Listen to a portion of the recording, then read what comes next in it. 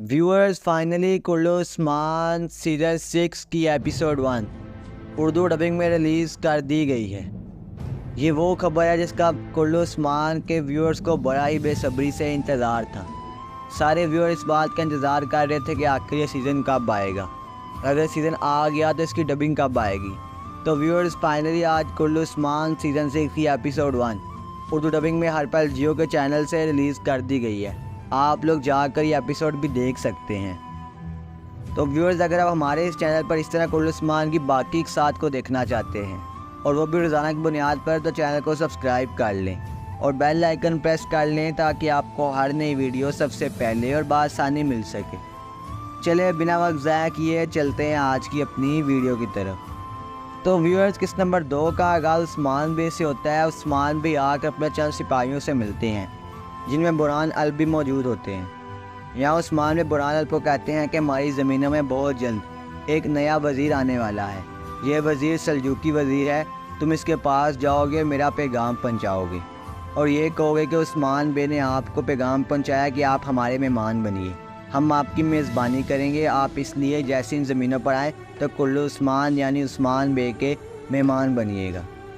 तो बुरहान अल कहते हैं ठीक है हज़ूर, जो आपका हुक्म। ये कहकर बुरहान अल एक तरफ चले जाते हैं और उस्मान बे वापस कबीले की जानिब रवां दवां हो जाते हैं। लेकिन यहाँ एक नोट करने वाली बात है व्यूअर्स, यहाँ अल बाय अभी एक नया कैरेक्टर है इस सीरीज़ में। ये सारा मंजर छुप छुप के देख रहा होता है, लाइक जासूसी कर रहा होता है, जिसका अभी तक उस्मान बे को नहीं पता। इसके बाद दूसरे सीन में वज़ीर हज़रत को दिखाया जाता है। ये वही वज़ीर होता है जो उस्मान बे की ज़मीनों पर आ रहा होता है। ये वज़ीर एक नदी के किनारे रुकता है और यहाँ उसका सिपाही आकर इसकी डोली का दरवाज़ा खोलता है। ये वज़ीर हज़रत उतरता है और आकर नदी से अपना मुँह धोता है। फिर अपने सिपाही को बताता है कि हम पहले करासी बे से, फिर जानदार बे से और फिर दरमियान बे से मिलेंगे। ये तीनों सरदार यहाँ के बड़े सरदार हैं। तो इस वज़ीर का सिपाही कहता है कि वज़ीर हज़रत, यहाँ का एक सरदार जिसको आप बोल रहे हैं उसका नाम उस्मान है, वो बड़े जल्द एक बड़ी रियासत बनाने वाला है, तो क्यों ना हमें उससे मिलना चाहिए और उसका मेहमान बनना चाहिए, क्योंकि इन ज़मीनों पर उसकी ताकत सबसे ज़्यादा है।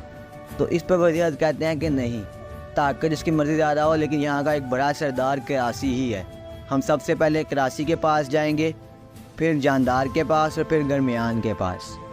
इसके बाद वज़ीर अपने सिपाही को अपने पास बुलाते हैं और कहते हैं कि किसी को ये पता ना चले कि हमारा असल मकसद क्या है यहाँ ज़मीनों पर आने का। तो सिपाही कहता है जो हुक्म वज़ीर, किसी को भी ये बात पता नहीं चलेगी कि हम असल में इन ज़मीनों पर क्यों आए हैं।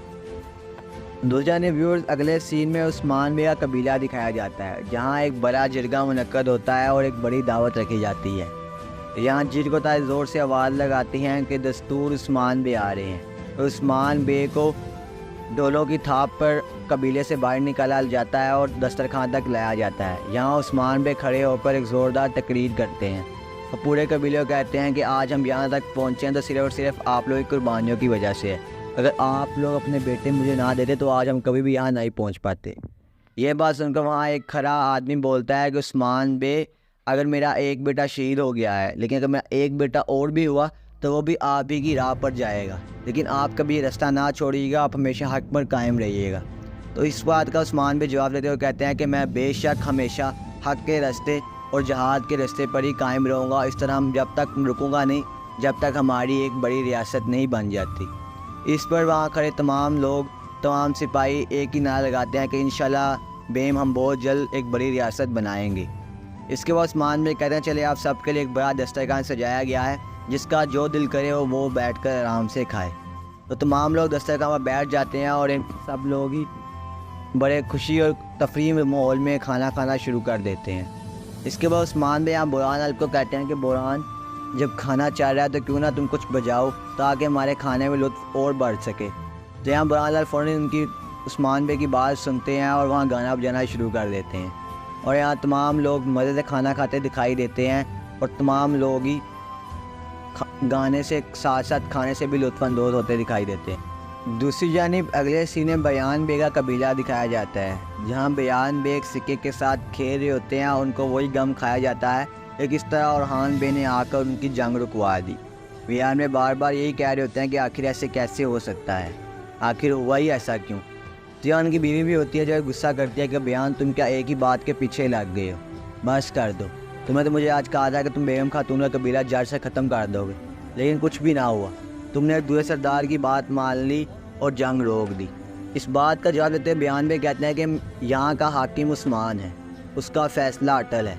अगर मैं कोई भी बात ना मानता उसकी तो उसके ख़िलाफ़ जाता, जिससे एक नई जंग छिड़ जाती। और हमारा कबीला इतना ताकतवर नहीं कि उस्मान की बड़ी रियासत से लड़ सके। अभी ये मुकालमा चल ही रहा होता है कि यहाँ बयान बे का एक बेटा भी आ जाता है। अब बेटा जब आता है तो उसकी बीवी पूछती है बयान बे से कि बयान आपने क्या सोचा है, आप किस सरदार की पैरवी करेंगे, किस सरदार की बैत करेंगी? या वो करासी होगा, या वो जानदार होगा, या वो गरमियान, या उस्मान? इस उसका बेटा कहता है कि वालिदा हमारे वालिद साहब ये फ़ैसला कर चुके हैं तो उन्होंने किस सरदार की बैत करनी है, ये असल में बैत उस्मान बे ही की करेंगी। तो ये बात सुनकर वो बयान बे की बीवी काफ़ी खुश हो जाती है। वो कहती है जो सरदार हमें ज़्यादा पैसे देगा, हमें ज़्यादा दौलत देगा, हम उसी सरदार की बैत करेंगे। अब देखना है कि कौन सरदार हमें ज़्यादा मुनाफा दे सकता है। इस पर मज़ीद बयान बे की बीवी कहती हैं कि उस्मान बे की एक बेटी भी है, अगर हमारे बेटे की उससे शादी हो जाए तो हम बहुत जल्द अमीर हो जाएंगे। तो बयान बे यहाँ यही अपने बेटे को समझाते हैं कि बेटा बात सुनो, जो फ़ातिमा खतून है उसको अपने जाल में फंसाओ, उससे मोहब्बत का झूठा दावा करो ताकि बहुत जल्द उसकी तुम्हारे साथ शादी हो सके, फिर हम भी अमीर हो जाएंगे और हमारे पास भी एक बड़ी रियासत होगी। ये सुनकर उनका बेटा पहले तो ना करता है, फिर सोच समझ के वहाँ खैमे से बाहर निकल जाता है। दूसरी जानिब अगले सीन में गोंचा खातून को दिखाया जाता है। गोंचा खातून कबीले के दस्तरखान से उठकर वापस अपने खैमे में आ जाती हैं और यहाँ खैमे में आती है तो उनकी जो मुलाजमा होती है वो कपड़े तय कर रही होती हैं। सबको ही पता है व्यूअर्स के गोंचा खातून माँ बनने वाली होती है। क्या वो छोटे से बच्चे का उनका मुलाजमा कपड़े तय कर रही होती है तो गोंचा खातून पूछती हैं कि ये झूला और कपड़े कहाँ से आए। तो यहाँ उसकी मुलाजमा बताती हैं गोंचा खातून ये बाला खातून ने भेजे हैं, ये एल्चिम खातून के लिए बनाए गए थे लेकिन अब यहाँ आ गए हैं। ये सुनकर गोंचा खातून को काफ़ी गुस्सा आ जाता है। वो फ़ौरन सारे कपड़े पकड़ती हैं और झूला पकड़ती हैं, बाहर जाकर आग पर फेंक देती हैं। इतनी देर में अलाउद्दीन बे आ जाते हैं और अलाउद्दीन बे आकर गोंचा को कहता है गोंचा तुम क्या कर रही हो? तो गोंचा कहती तुम्हें याद नहीं किस तरह ये सब कुछ एल्चिम के लिए किया गया था और एल्चिम का बच्चा ही मर गया, वो ही मर गई। मैं नहीं चाहती कोई मनहूस चीज़ हमारे दरमियान आए और हमारे बच्चे को कुछ भी हो, इसलिए मैंने सबको जला दिया, तुम चुप कर दियो। या अलाउद्दीन कहते हैं ठीक है गोंचा मैं तुम्हारा साथ देता हूँ, लेकिन गोंचा यहाँ रोना शुरू कर देती है और कहती हैं कि नहीं मुझे कोई नहीं समझ सकता, मुझे अकेला छोड़ दो। ये कहते हुए गोंचा खातून वहाँ से चले जाती हैं और अलाउद्दीन बे उसकी मुलाजमा कहते हैं कि जाओ गोंचा खातून का ख्याल रखो। दूसरी जानिब अगले सीन में बेगम खातून का कबीला दिखाया जाता है। बेगम खातून एक खंजर को तेज़ काट देते हैं, ये खंजर असल में काई खंजर होता है। इतनी देर में उसका भाई यूसुफ आ जाता है। यूसुफ आकर देखता है और बड़ा हैरान होता है। वो कहते हैं कि बाजी आपके पास काई खंजर कहाँ से आया? तो यहाँ बेगम खातून आती है कि वही काई खंजर है जिसकी बदौलत आज हमारी जंग नहीं हुई और हान बे ने खंजर हम एज अ दावत के तौर पर दिया है कि हम उनके जरगे में शिरकत करें। तो यहाँ उनका भाई कहता है कि बेगम खातून आप किस कबीले के साथ इत्तेहाद करेंगी और किस कबीले के सरदार की बैत करेंगी? हमारे पास काफ़ी ऑप्शन है जिनमें जानदार बे, गरमियान बे, करासी बे भी हैं। तो यहाँ बेगम खातून कहती हैं कि नहीं, हम उस्मान बे के साथ इल्हाक करेंगे।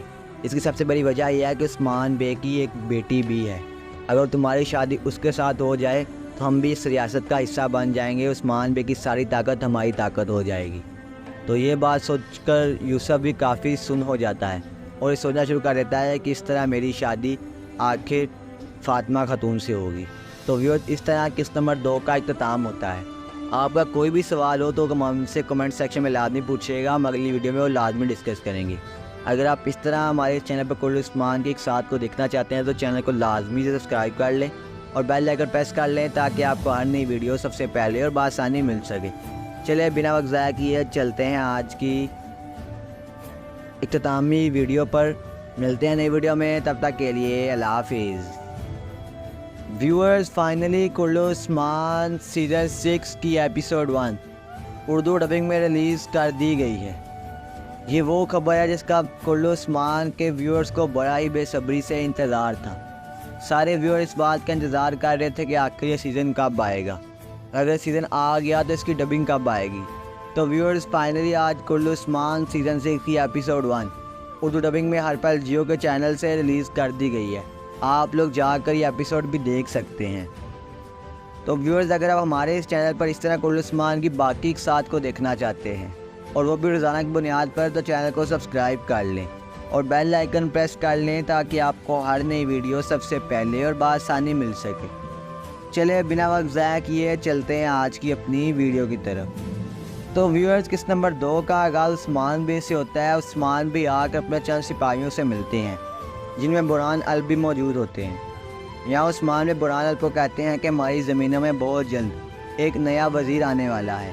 یہ وزیر سلجوقی وزیر ہے، تم اس کے پاس جاؤ گے، میرا پیغام پہنچاؤ گے اور یہ کہو گے کہ عثمان بے نے آپ کو پیغام پہنچایا کہ آپ ہمارے مہمان بنیے، ہم آپ کی میزبانی کریں گے۔ آپ اس لیے جیسے ان زمینوں پر آئیں تو کلو عثمان یعنی عثمان بے کے مہمان بنیے گا۔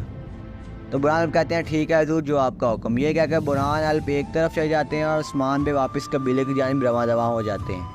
لیکن یہاں ایک نوٹ کرنے والی بات ہے ویورز، جہاں البائے ابھی ایک نیا کریکٹر ہے اس سیریز میں، یہ سارا منظر چھپ چھپ کے دیکھ رہا ہوتا ہے، لائک جاسوسی کر رہا ہوتا ہے، جس کا ابھی تک عثمان بے کو نہیں پتہ۔ اس کے بعد دوسرے سین میں وزیر حضرت کو دکھایا جاتا ہے۔ یہ وہی وزیر ہوتا ہے جو عثمان بے کی زمینوں پر آ رہا ہوتا ہے۔ یہ وزیر ایک ندی کے کنارے رکتا ہے اور یہاں اس کا سپاہی آ کر اس کی ڈولی کا دروازہ کھولتا ہے۔ یہ وزیر حضرت اترتا ہے اور آ کر ندی سے اپنا منہ دھوتا ہے، پھر اپنے سپاہی کو بتاتا ہے کہ ہم پہلے کراسی بے سے، پھر جاندار بے سے اور پھر گرمیان بے سے ملیں گے۔ یہ تینوں سردار یہاں کے بڑے سردار ہیں۔ تو اس وزیر کا سپاہی کہتا ہے کہ وزیر حضرت، یہاں کا ایک سردار جس کو آپ بول رہے ہیں اس کا نام عثمان ہے، وہ بڑے جلد ایک بڑی ریاست بنانے والا ہے، تو کیوں نہ ہمیں اس سے ملنا چاہیے اور اس کا مہمان بننا چاہیے، کیونکہ ان زمینوں پر اس کی طاقت سب سے زیادہ ہے۔ تو اس پر وزیر حضرت کہتے ہیں کہ نہیں، طاقت جس کی مرضی زیادہ ہو لیکن یہاں کا ایک بڑا سردار کراسی ہی ہے، ہم سب سے پہلے کراسی کے پاس جائیں گے، پھر جاندار کے پاس اور پھر گرمیان کے پاس۔ اس کے بعد وزیر اعظم اپنے سپاہی کو اپنے پاس بلاتے ہیں اور کہتے ہیں کہ کسی کو یہ پتہ نہ چلے کہ ہمارا اصل مقصد کیا ہے یہاں زمینوں پر آنے کا۔ تو سپاہی کہتا ہے جو حکم وزیر، کسی کو بھی یہ بات پتہ نہیں چلے گی کہ ہم اصل میں ان زمینوں پر کیوں آئے ہیں۔ دوسری جانب ویورز، اگلے سین میں عثمان بے کا قبیلہ دکھایا جاتا ہے جہاں ایک بڑا جرگہ منعقد ہوتا ہے اور ایک بڑی دعوت رکھی جاتی ہے۔ یہاں جرگوں تاج زور سے آواز لگاتی ہیں کہ دستور عثمان بے آ رہے ہیں، اور عثمان بے کو ڈولوں کی تھاپ پر قبیلے سے باہر نکالا جاتا ہے اور دسترخوان تک لایا جاتا ہے۔ یہاں عثمان بے کھڑے ہو کر ایک زوردار تقریر کرتے ہیں اور پورے قبیلے کو کہتے ہیں کہ آج ہم یہاں تک پہنچے ہیں تو صرف اور صرف آپ لوگوں کی قربانیوں کی وجہ سے ہے، اگر آپ لوگ اپنے بیٹے مجھے نہ دیتے تو آج ہم کبھی بھی یہاں نہیں پہنچ پاتے۔ یہ بات سن کر وہاں ایک کھڑا آدمی بولتا ہے کہ عثمان بے، اگر میرا ایک بیٹا شہید ہو گیا ہے لیکن اگر میرا ایک بیٹا اور بھی ہوا تو وہ بھی آپ ہی کی راہ پر جائے گا، لیکن آپ کبھی یہ رستہ نہ چھوڑیے گا، آپ ہمیشہ حق پر قائم رہیے گا۔ تو اس بات کا عثمان بے جواب دیتے ہوئے کہتے ہیں کہ میں بے شک ہمیشہ حق کے راستے اور جہاد کے راستے پر ہی قائم رہوں گا، اس طرح ہم جب تک رکوں گا نہیں جب تک ہماری ایک بڑی ریاست نہیں بن جاتی۔ اس پر وہاں کھڑے تمام سپاہی ایک ہی نعرہ لگاتے ہیں کہ انشاءاللہ بیم ہم بہت جلد ایک بڑی ریاست بنائیں گے۔ اس کے بعد عثمان بے کہتے ہیں چلے آپ سب کے لیے ایک بڑا دسترخوان سجایا گیا ہے، جس کا جو دل کرے وہ بیٹھ کر آرام سے کھائے۔ تو تمام لوگ دسترخوان پر بیٹھ جاتے ہیں اور سب لوگ ہی بڑے خوشی اور تفریح ماحول میں کھانا کھانا شروع کر دیتے ہیں۔ اس کے بعد عثمان بے یہاں برہان الب کو کہتے ہیں کہ برہان، جب کھانا چل رہا ہے تو کیوں نہ تم کچھ بجاؤ تاکہ ہمارے کھانے میں لطف اور بڑھ سکے۔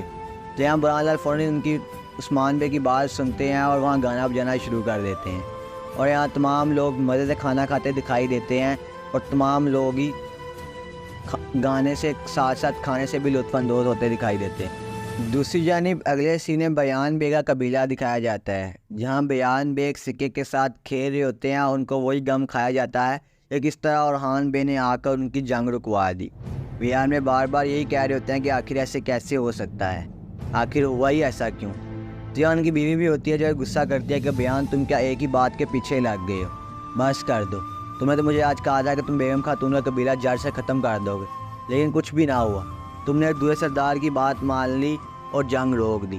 اس بات کا جواب دیتے بیان بے کہتے ہیں کہ یہاں کا حاکم عثمان ہے، اس کا فیصلہ اٹل ہے، اگر میں کوئی بھی بات نہ مانتا اس کی تو اس کے خلاف جاتا، جس سے ایک نئی جنگ چھڑ جاتی، اور ہمارا قبیلہ اتنا طاقتور نہیں کہ عثمان کی بڑی ریاست سے لڑ سکے۔